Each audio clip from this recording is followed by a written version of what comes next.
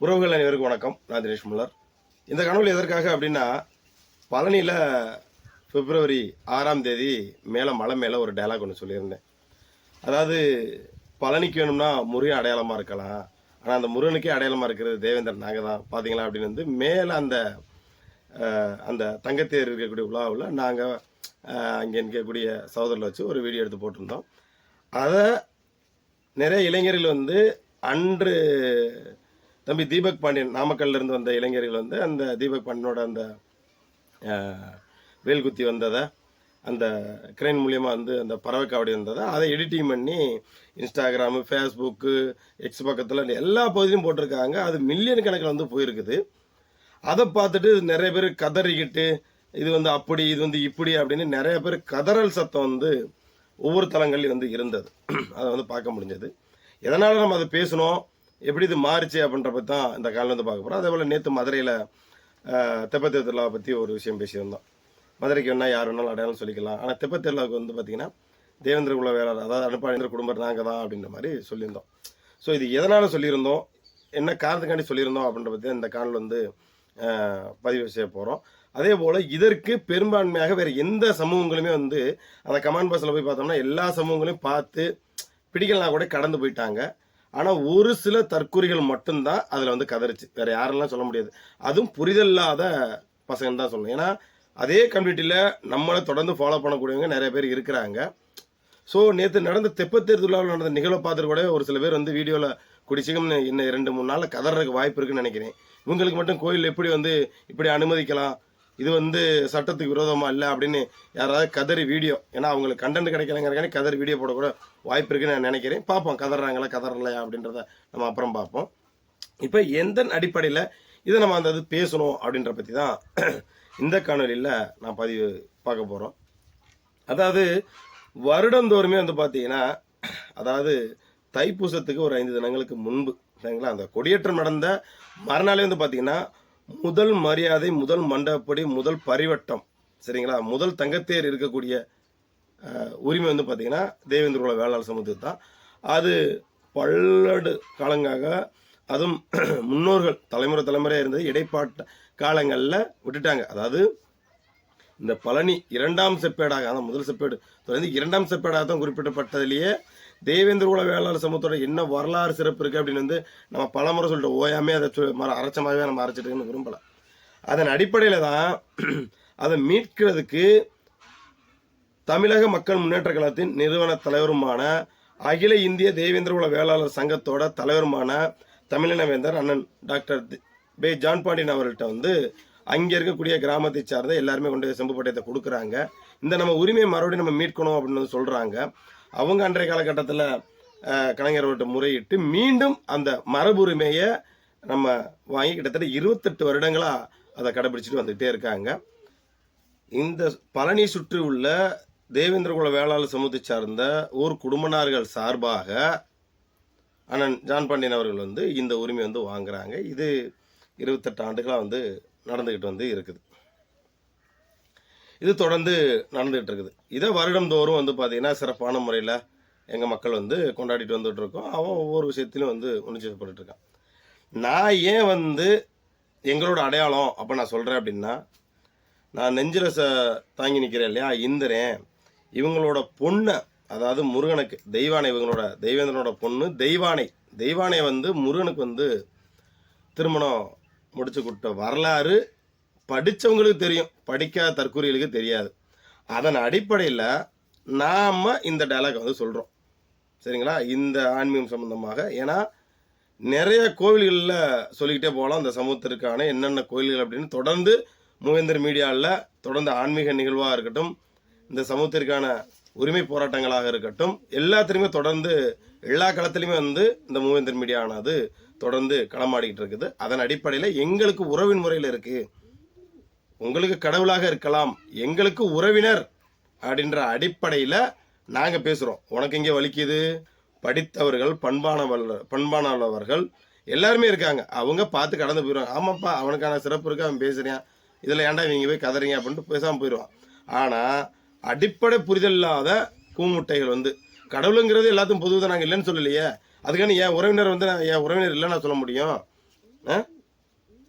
இப்போ ஒரு பேச்சு வச்சுருவோம், ஒவ்வொரு சமூகத்தோட தலைவர் இருக்காங்க.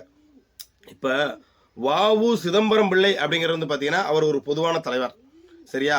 ஆனால் அவங்க சமூகம் இவங்க எங்கள் சமூகத்தை சார்ந்தவங்க அப்படின்னு வந்து இன்னைக்கு பிள்ளைமார் சமூகம் வெள்ளாளர் சமூகம்லாம் கொண்டாடுறாங்க. அவர் பொதுவான தலைவர், ஆனால் அவர் இந்த சமூகத்தை சார்ந்து இருக்காருன்னு இருக்குல்ல, அப்போ அவங்க வந்து எங்களோட உறவு அப்படின்னு கொண்டாடுவாங்க. இப்போ பெருந்தலைவர் ஐயா காமராஜர், கர்மவீரர் காமராஜர் ஐயா இருக்காங்கல்ல, அவர் நாடார் குலத்தில் பிறந்த ஒரு பெருமகனார். இன்னைக்கு அவர் பொது தலைவர் தான், அவர் சாதி தலைவர் கிடையாது. ஆனால் இவரை வந்து அந்த சமூகத்தை சார்ந்தவங்க இவங்க எங்கள் தலைவர் அப்படின்னு உரிமை கொண்டாடுவோம். அந்த மாதிரி தான் நாங்கள், அதாவது முருகன் வந்து பார்த்தீங்கன்னா எங்களோட, அதாவது எங்களோட குலக்கடவுளாக சொல்லக்கூடிய இந்திரனோட பெண்ணை வந்து திருமணம் முடிச்சிருக்காரு, தெய்வானைய திருமணம் முடிச்சிருக்காரு. திருப்பரங்குன்றத்தில் மறுவீடு திருக்கல்யாணம் முடிஞ்சு மறுவீடு வரக்கூடிய நிகழ்வு தெய்வத்திர மண்டபத்தில் வந்து மடத்தில் தான் நடக்குது. அப்போ இவ்வளோ ஆன்மீக சொந்தமானவனை எங்களோட அடையாளம் சொல்கிறதில்ல, உனக்கு எங்கே எரியுது? அப்போ இதுலேருந்தே உனக்கு எங்கே சிக்கல் இருக்குங்கிற புரியுதா? உனக்கு ஒரு வன்மம், உனக்கு ஒரு காழ்ப்புணர்ச்சி என்னடா அப்படின்னு ஒன்று மட்டும் நல்லா தெளிவாக சொல்கிறேன், புரிச்சுக்கோ. இந்த அட்டவணை பற்றியே பேசுவோம் பைத்தியக்காரங்க. அதாவது வந்து பார்த்தீங்கன்னா ஏசியில் தான் நீ சலுகை வாங்குற, நீ வந்து தாழ்த்தப்பட்டேன் அப்படின்னு. நான் தாழ்த்தப்பட்டவன் நீ யாரா அப்படின்ற கேள்வி இங்கே எனக்கு வருதா இல்லையா? பல கோயில்களில், அதுவும் பிரசித்தி பெற்ற ஆலயங்களில் முதல் மரியாதையும் முன்னுரிமையும் இருக்கக்கூடிய இந்த தேவேந்திர குல வேளாளர் சமூகம் தாழ்த்தப்பட்டவனா? நீயும் தாழ்த்தப்பட்டவன் தான். எஸ்சி என்பது ஒரு அட்டவணையை தவிர்த்து வந்து அது சாதி கிடையாது. அந்த அடிப்படை அறிவு கூட இல்லாமல் சில தற்கொலை பேசுது. பிசிஆர் ஆக்ட் அதை பற்றி பேசுவாங்க. அதை நான் அடுத்த காலத்தில் தெளிவாக பேசுகிறேன். அது பேசுனா சில பேரை வந்து வெறுப்புணர்வை ஏற்படுத்துங்கிறதுனால நம்ம அதை கடந்து போகிறோம். ஏன்னா இங்கே இந்த எஸ்சிங்கிற அட்டவணையில் எல்லாருக்கும் சலுகை இருக்குது. பிசி, எம்பிசி, டிஎன்சி எல்லாத்துலேயுமே சலுகை இருக்குது. எடுக்கிற பிச்சையில் என்னடா 1 ரூபா 100 ரூபா, எல்லா பிச்சையும் ஒன்று தான்டா. ஏன்னா இந்த கோட்டாவில் 100 ரூபா கொடுக்குறான்னா உன் கோட்டாவில் 50 ரூபா கொடுக்குறேன், அவ்வளோதான் வித்தியாசம். உனக்கு வலிக்குதுன்னா இவன் உனக்கு 100 ரூபா வேணும்னா ஏன் பட்டியலுக்குள்ள வா, நான் வேறு பட்டியலுக்கு போகணுன்னு விரும்புகிறேன், கடந்து போக வேண்டியதானே? நீ எப்படி வந்து எங்கேயோ போய் உட்காந்த, நான் எப்படி வீழ்ந்தன்றது வரலாறுலாம் பெருசாக இருக்குது. அதை நம்ம பேசி பேசி மேற்கொண்டு நாங்கள் முரண்பாடை விதைக்க நாங்கள் விரும்பலை.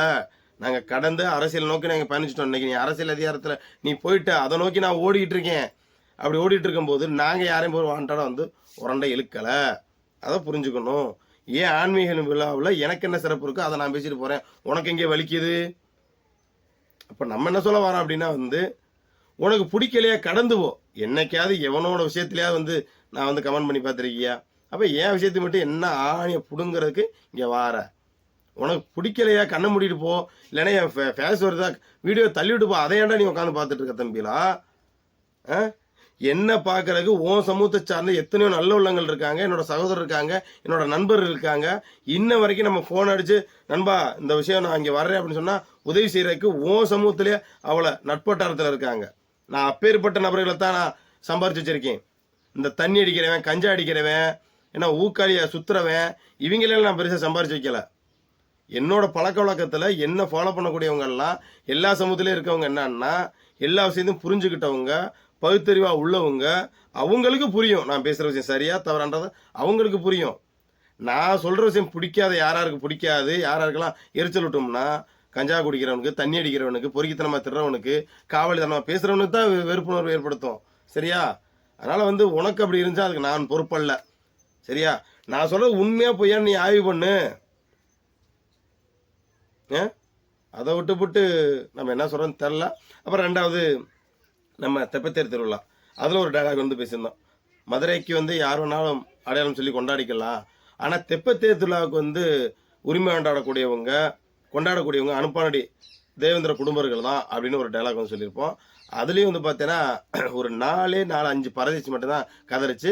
ஆனால் மற்றவங்களும் வந்து பதிவு செஞ்சுருந்தாங்க, சும்மா டீசெண்டாக பதிவு செஞ்சுட்டு போயிட்டாங்க. அந்த 4 பைத்தியக்காரங்கள்ட்டையும் அதில் நம்பர் கொடுத்துருந்தேன். ஒன்று எனக்கு வாட்ஸ்அப்பில் வரலாம்.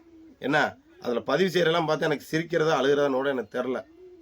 ஏன்னா அது உனக்கு ஒரு நான் மனநிலை சொல்கிறேன், உனக்கு பிடிக்கலாம் கிடந்த நான் ஏன் அதை விஷயத்தை சொல்கிறேன்னு கேட்டுக்க. என்ன தான் வந்து அதாவது என்ன சொல்கிறாங்க, திருமலை நாயக்கர் வந்து கொண்டாடின விழாவில் இதுவும் ஒரு விழா, நீ சொல்லிட்டு போ, என்ன வேணாலும் இருந்துருப்போம். திருமலை நாயக்கர் வந்து அரண்மனை கட்டுறக்காண்டி அந்த மண்ணை எடுத்தாருன்னு சொல்கிறா, சரி இருந்துருப்போம், வேணா நான் சொல்லவில்லை. அப்புறம் எதுக்கு அவரோட அடையாளமான சின்னத்தை வைக்காமல் பாண்டியர்களோட அடையாளமான மீன் சின்ன தொகையாக வச்சாரு தெப்பக்குளத்தில். அப்போ அங்கே மிகப்பெரிய ஒரு வரலாறு இருக்கு. இடைப்பட்ட காலங்களில் என்ன வேணாலும் சொல்லி இருந்திருக்கலாம், இருந்துட்டு போகுது. அதைங்கிறது சரி, அப்படியே கூட இருந்துட்டு போகுது. உனக்கு ஏன் வலிக்குன்னு தான் கேட்குறேன். இதை எப்படி நீ சொல்ற, இதை நீ சொல்லக்கூடாது அப்படின்னு ஏன் நீ சொல்ற? இவ்வளோ மக்கள் கூடுன மக்கள் என்ன அந்த தெப்பத்திருவிழாவில் வந்து கலந்துக்கிட்டாலும் அதில் ஒரு சொல்லியிருந்தான், அது இத்தனாம் தேதி இருந்ததா தெரியுமா ஐயா, நாங்களாம் ஐயா மருது சகோதரர் வந்து நாங்கள் மதிக்கிறவையா, இன்ன வரைக்கும் அகமுடையார் சமூகத்தோட இந்த தேவேந்திர வேளாளர் சமூகம் பின்னி பிணைய இருக்கக்கூடிய சூழ்நிலை நிறைய இடத்துல இருக்குது. ஏன்னா இதில் எவனா ஒரு புரிதல் இல்லாத அதை எந்த லூசு போய் வந்து அப்படி பண்ணுறேன்னு தெரியல. 27 வந்து போகிறாங்க தெரியும், நாங்கள் இல்லைலாம் சொல்லவே இல்லையே.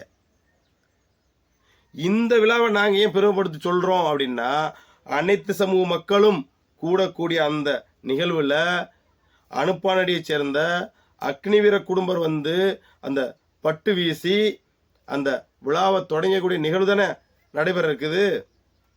ஏன் அந்த மதுரை சுற்றி வேற கிராமங்கள் இல்லையா, ஏன் அனுப்பானடி குடும்பர்கள் அதுவும் இன்ன வரைக்கும் அந்த குடும்பர் பட்டம் தாங்கி நிற்கிறாங்க? ஏன்னா முதல்ல நாகப்பிராஸ் குடும்பருக்கு பரிவட்டம் கட்டுவாங்க. அது உங்களுக்கு தெரியுமான்னு தெரியல. அங்கே கூடிய அந்த நிகழ்வை பற்றி ஏற்கனவே கரிகால மல்லர் வந்து ஒரு காணொலி தெளிவாக வந்து பேசியிருப்பார். எதற்காண்டி வந்து இந்த சாட்டை சரிங்க ரெக்கார்டு வச்சிருக்கிறாரு. சுதந்திர காலத்துக்கு முன்னாடியே 800 ஆண்டுகளுக்கு முன்னாடி உள்ள ரெக்கார்டு ஒன்று வச்சிருக்கிறாரு. அதன் அடிப்படையில் தான் இன்ன வரைக்கும் அதை ஒன்றும் தடுக்க முடியல. சரியா? அந்த அதன் அடிப்படையில் தான் இன்ன வரைக்கும் அங்கே பரிவட்டம் கட்டக்கூடியது 2 நபருக்கு. ஒன்று அனுப்பானியை சேர்ந்த நாகப்பிரகாஷ் குடும்பர்ன்ற அவருக்கும், 2வது அக்னிவீர குடும்பர் தான். அவர்களை முப்பாட்டிலிருந்து பல குடும்பர்கள் வந்து வாங்கியிருக்காங்க. அதையும் நாகப்பிரகாசன் சொன்ன வீடியோ அதுவும் நான் அடுத்தடுத்து வரும் பாருங்க. என்ன அப்படி எனக்கான வரலாற்று சிறப்புகளை நான் பேசுகிறேன், உனக்கு எங்கே வலிக்குது? எவனாவது வந்து உனக்கு விஷயத்தை வந்து நான் வந்து அது உன்னோட ஆன்மீக விழாவில் வந்து நான் ஏதாவது பேசுகிறேன்னா வைக்கிறேன்னா? இல்லை இல்லை, எனக்கான சிறப்பை பேசும்போது உனக்கே வலிக்குது, கடந்து போ, பிடிக்கலே கடந்து போ. சரியா? அதை விட்டு தேவையில்லாமல் வந்து இங்கே பதிவு செய்ய வேண்டாம். சரிங்களா? நான் மறுபடியும் சொல்கிறேன், ஒரு சில பேர்லாம் சொல்கிறான் நீ தான் தேவையில்லாமல் உணர்வு தோணும். ஏன்டா நான் அருவாளடு வெட்டு குத்து நம்ம சாதி சொல்லிட்டு அவனை வந்து திருப்பி அடிக்கணும், திருப்பி வெட்டணும், இப்படியாடாம இப்போ பேசுகிறேன். என்னோட ஆன்மீக விழாவில் எனக்கு என்ன சிறப்பு இருக்குன்னு நான் பேசுகிறேன். அதில் உனக்கு எங்கே எரியுது? அதனால் வந்து பேசணும்னா எதிய முனையில் நிறையா பேசலாம். அதில் ஒருத்தன் பதிவு செய்கிறான், தலை சிதறும் தலை பதறும். டேய், முதல்ல போய் உன் குடும்பத்தை பாருங்கடா. தலை சிதறது பதறது இதில் என்ன இருக்குது? என் சமூக இளைஞரை நான் அதை தான் சொல்லி வளர்த்துட்டு வரேன். தேவையில்லாமல் இன்ஸ்டாகிராமில் வந்து தலை சிதறும், இது ஆரம்பம், இது எண்டுன்னு போடாதீங்கடா. குடும்பத்தை பாருங்கடா, படிக்கிற நல்லா படிங்கடா, கல்வியில் முன்னேறுங்கடா, பொருளாதாரத்தில் முன்னேறுங்க. ஏன் இளைஞரை நல்வழிப்படுத்திட்டு வந்துட்டு இருக்கேன். சரியா? அதனால் வந்து லூசுத்தனமாக சிலர் வந்து தேவையில்லாமல் கமெண்ட் பண்ண, நான் சில பேர் கமெண்ட்டை நான் பார்க்குறதே கிடையாது. என்னைக்கே யதார்த்தமாக இந்த நோட்டிஃபிகேஷன் வைக்கும் பாரு, அதில் மட்டும்தான் போய் பார்ப்பேன். ஃபுல்லாக என்ன கமெண்ட் இருக்குன்ற பார்க்க மாட்டேன். ஏன்னா அதனால் வந்து கதறவன் கதறிக்கிட்டே போயிட்டே இருக்கும். என்னோட பண்பாடு என்ன, என்னோட கலாச்சாரம், என்னோட ஆன்மீகம் என்னன்றதை தொடர்ந்து என் சமூகத்துக்கு விழிப்புணர்வு எடுத்தக்கூடிய பணியும், என் சமூகம் எங்கெல்லாம் பாதிக்குதோ அங்கெல்லாம் எங்களோட பயணம் இருக்குன்றதை கேட்டுக்கிட்டு, மருதநலக்குடியிலான மல்லரனும் பல்லரனும் பாண்டியனும் தேவேந்திர வேளாளர் சமுதாயம் சுய சாதி பற்றையும் பிற சாதி நட்பையும் சொல்லிட்டு மீண்டும் ஒரு காலம் சந்திக்கிறேன். நன்றி.